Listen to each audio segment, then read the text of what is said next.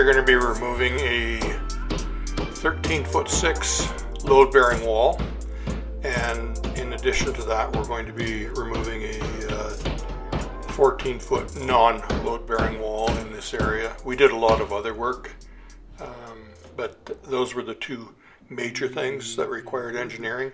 So on this floor, it is the main floor of the house, and we're going to actually have to put in two steel columns and footings in the basement to take the load from the new beam that we're putting in, because it doesn't match up with the existing teleposts in the basement.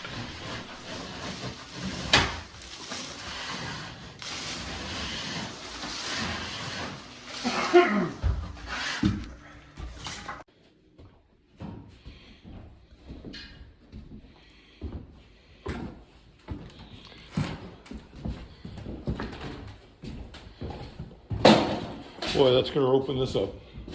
Oh yeah.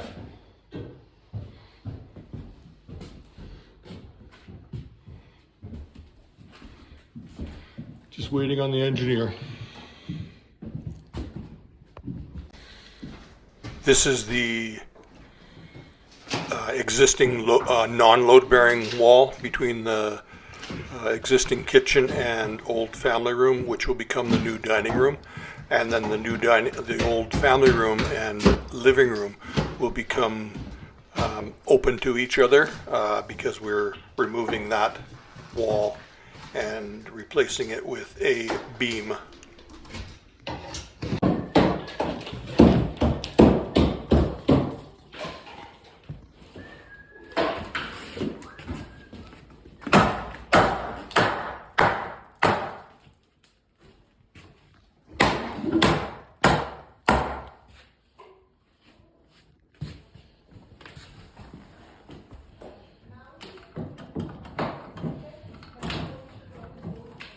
Lots of room.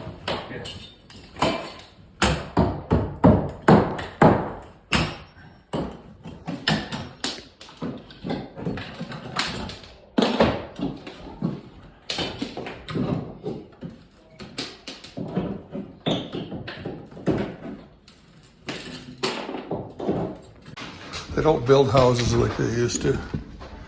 This apparently is a log home.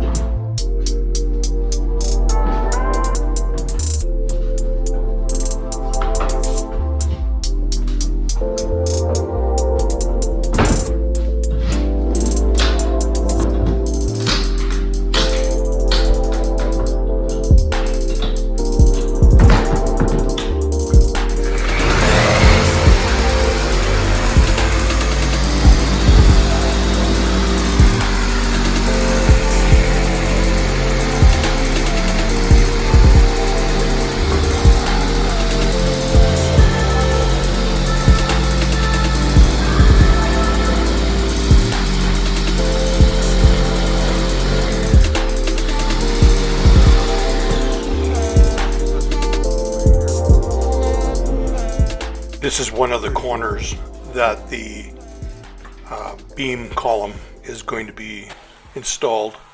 The wall that has the studs still in place is exactly where the beam is going to be going, and the engineer has designed a 3-ply dimension lumber. I believe it's 2x12 laminated beam for this span.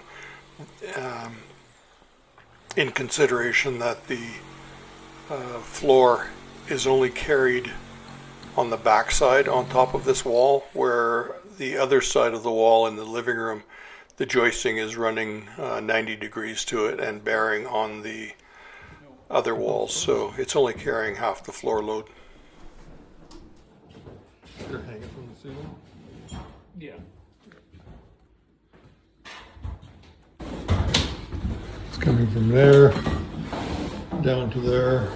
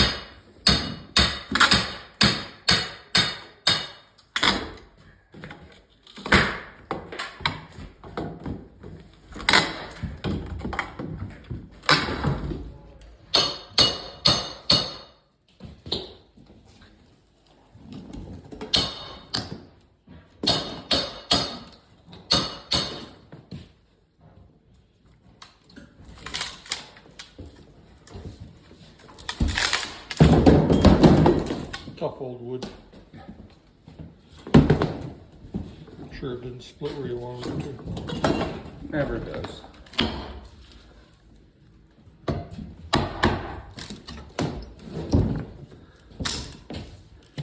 Release the wires.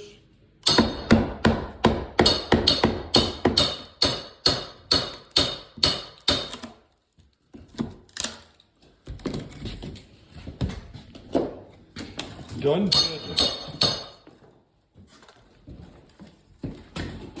Good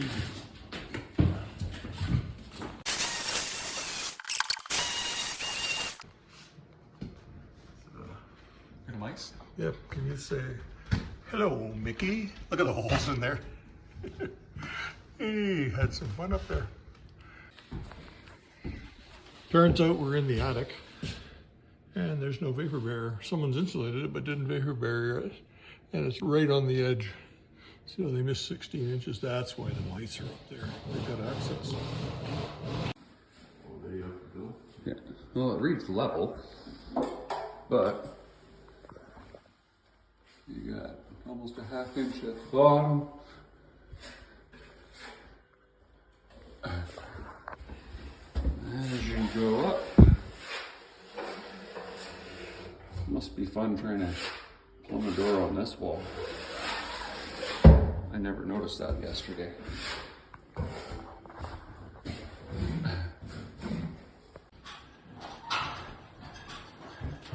Nice looking cripple. She's seeing a bit of moisture. Another good looking cripple.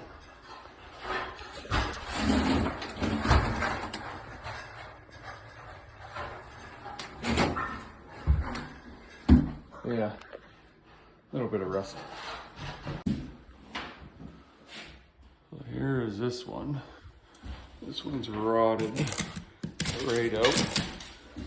But if you, where is it? You look in here, you can see daylight, which we shouldn't be seeing because that is there. So there's an opening where the weather's coming in. That's not good.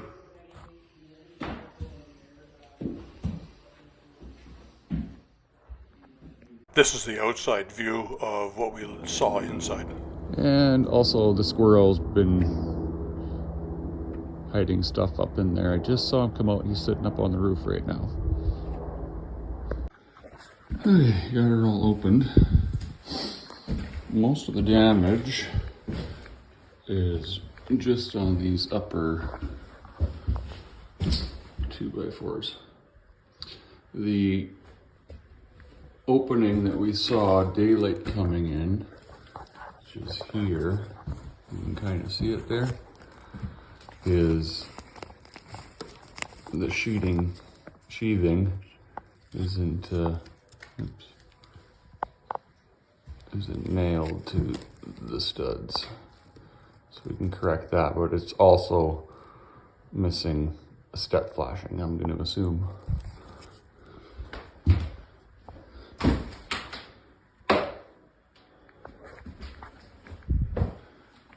Because that is underside of your roof.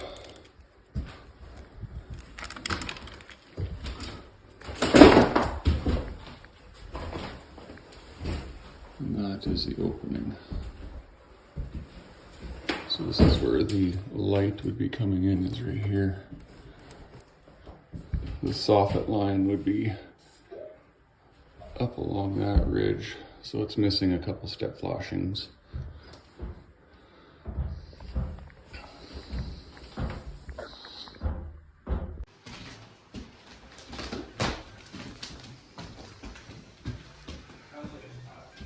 Okay, the roof structure itself isn't compromised. It's the corner of the dormer. So this stud here, this portion of the backing, and there's a backing up there that we can replace. The top plate itself is is firm. But I think what we'll do is we'll replace this piece, obviously this, that there is solid. I mean, there's a little bit of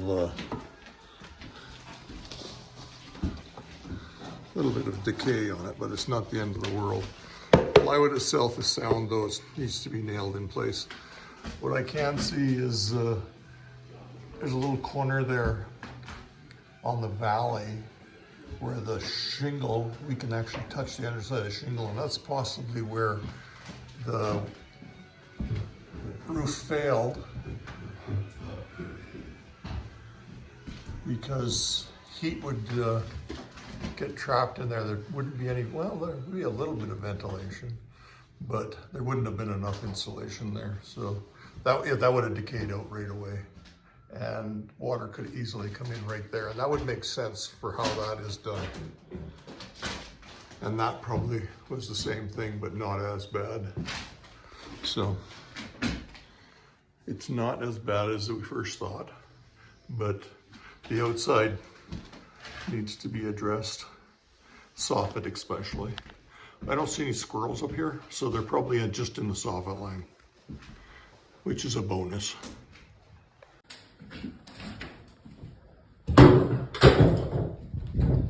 That's why we were seeing daylight.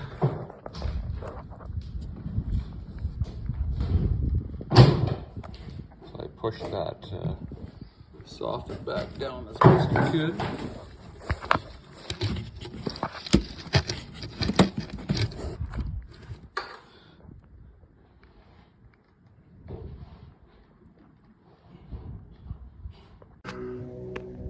A little bit of hail damage, but what we're here for is we're doing repairs in the house, and there was damage in the valley upstairs at the dormer, and it must have happened quite a few years ago. It's a bit of a crooked valley line, but the soffit had been pushed up, and we could see daylight once we took the drywall off to do the repair, and there was a lot of rotten material, building material in there, so we replaced what we needed to replace, but reached up, pushed the soffit back down through the inside of the house, keep the squirrels out, but that's all fixed now. In preparation for taking out the load-bearing wall, we've built a temporary load-bearing wall, and that one can come out now as soon as the engineering gives us the go-ahead. Okay, so we dropped the ceiling. Found out why there were such big gaps. They've shimmed a bunch of the joists randomly. That's why we couldn't get it to go up anymore. And a lot of mice living at one point up here. Pretty nasty looking stuff.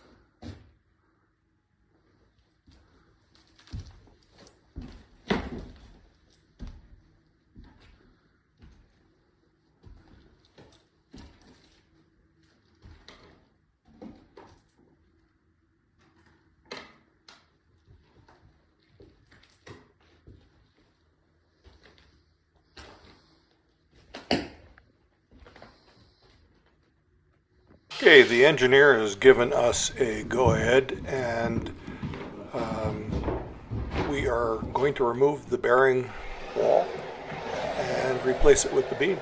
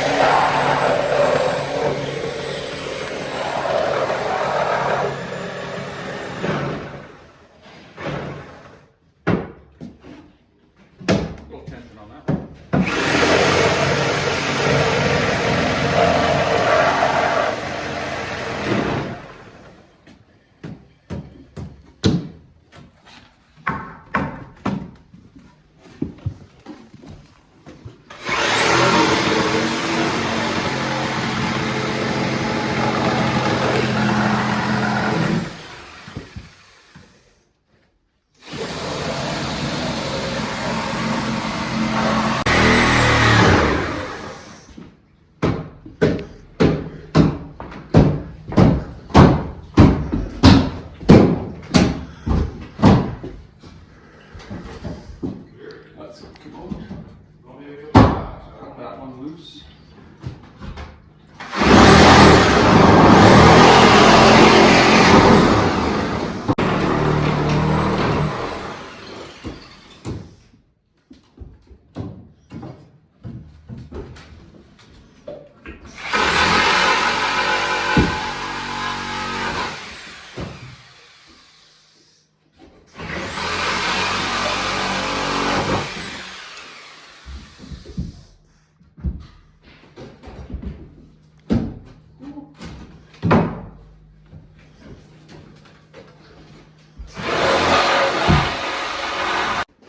This is the location where I'd pointed out earlier where the column for the beam is going.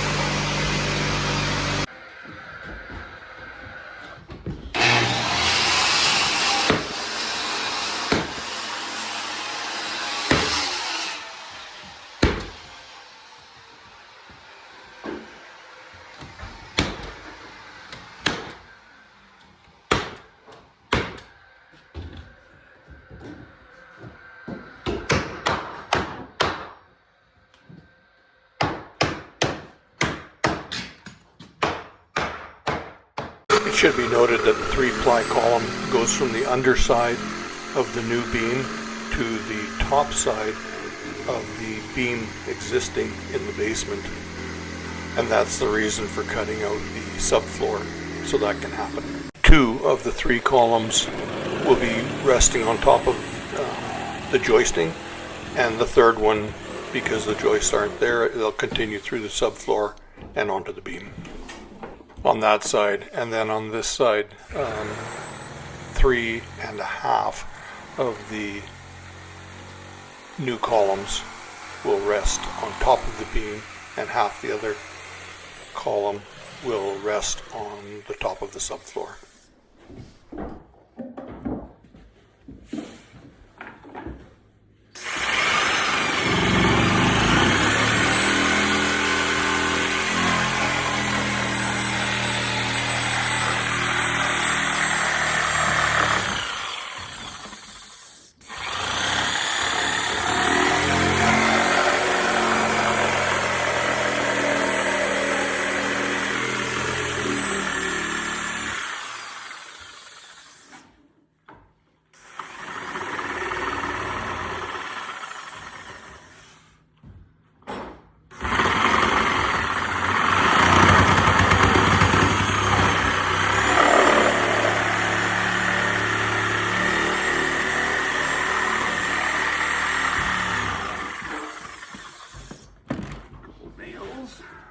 Because Do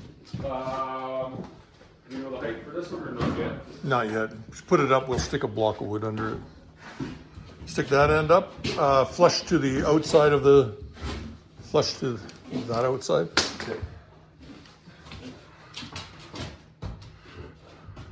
Other side? Yeah, This- right this there, side? right there. Oh boy. Oh, she can be tight. Up she goes. It's probably gonna take both of you.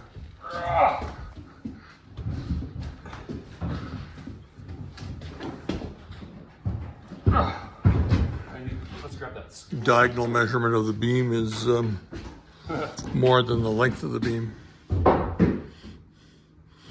Oh, A stool. Either that or that leftover piece of 2x12 is a banger. Do you have a sledgehammer in here? yeah, sludge. I don't want to beat it too much. Just see if you can push it first. Yeah.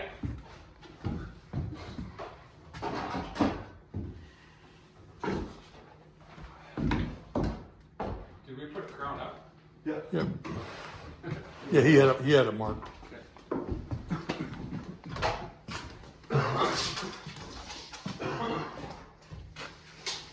Bump it over. So that's bigger. Okay.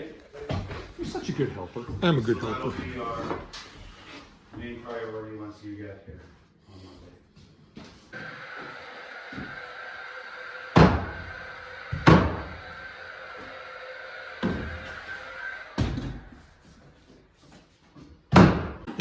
Cleaning everything up.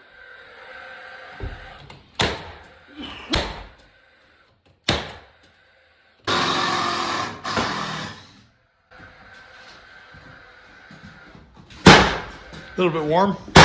Yeah, I can put my gloves on.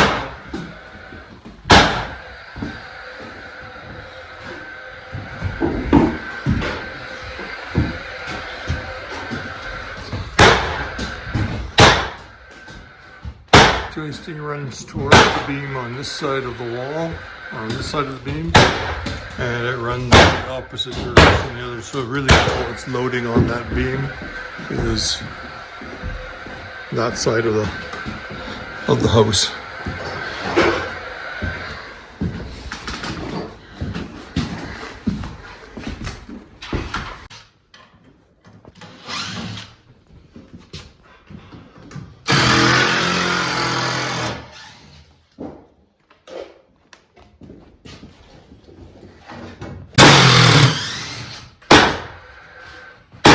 What's this up here? Who put that there?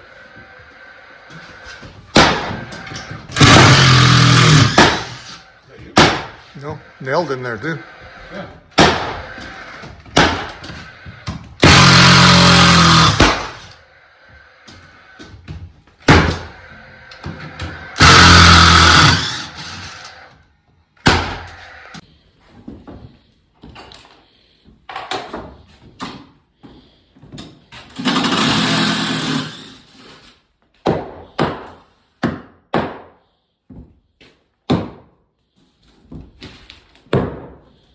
Okay, pull them all out and call it a day.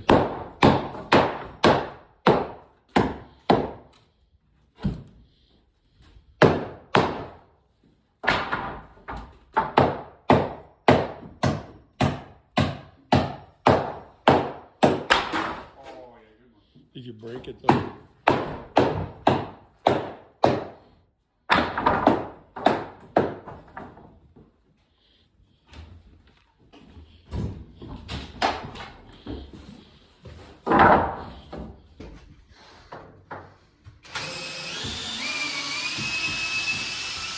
All done. Beam is in. All we have now is to drywall, put the columns in the basement, and that's everything. Please like, subscribe, comment. Thanks for watching.